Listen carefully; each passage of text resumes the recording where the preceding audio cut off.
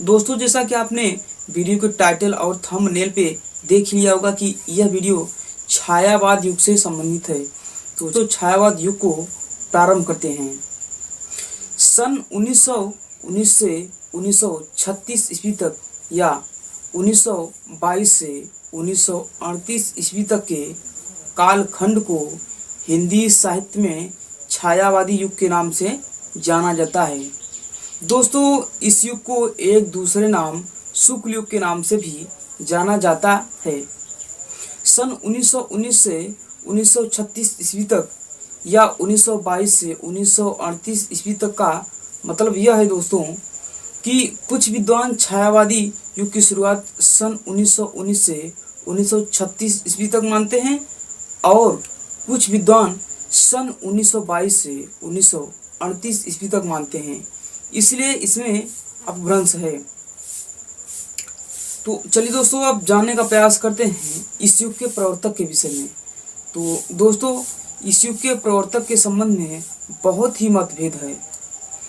आचार्य रामचंद्र शुक्ल जी मैथिली शरण गुप्त और मुकुटधर पांडे को इस युग का प्रवर्तक मानते हैं, जबकि इलाचंद्र जोशी और शिवनाथ जयशंकर प्रसाद को इस युग का प्रवर्तक मानते हैं। इसी प्रकार से नंद दुलारी वाजपेयी सुमित्रा नंदन पंत को इस युग का प्रवर्तक मानते हैं और विनय मोहन शर्मा तथा प्रभाकर माचवे जैसे विद्वान माखनलाल चतुर्वेदी को इस युग का प्रवर्तक मानते हैं।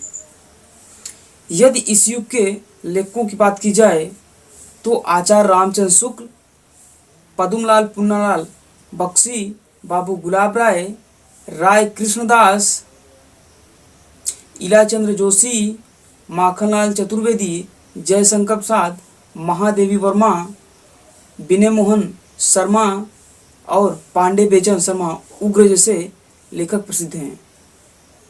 दोस्तों, इनमें से आचार्य रामचंद्र शुक्ल, पद्मलाल पुन्नालाल बख्शी और बाबू गुलाब राय ये लेखक छायावाद युग से पहले द्विवेदी युग में ही अपने लेखन कार्य की शुरुआत कर चुके थे, जबकि राय कृष्णदास, इलाचंद्र जोशी, माखनलाल चतुर्वेदी, जयशंकर प्रसाद, महादेवी वर्मा, विनय मोहन शर्मा और पांडे बेचन शर्मा उग्र ये सभी लेखक छायावाद युग में ही अपने गद्य की या गद्य लेखन की शुरुआत किए हैं।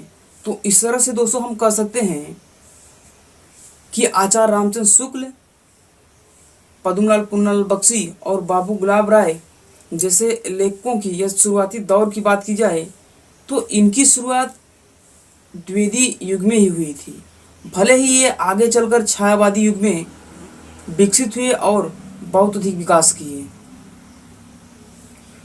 तो दोस्तों, अब ये तो हुई बात छायावादी युग से संबंधित लेखकों के विषय में, और अब हम जानने का प्रयास करते हैं छायावाद या शुक्ल युग के संबंध में प्रमुख विशेषता।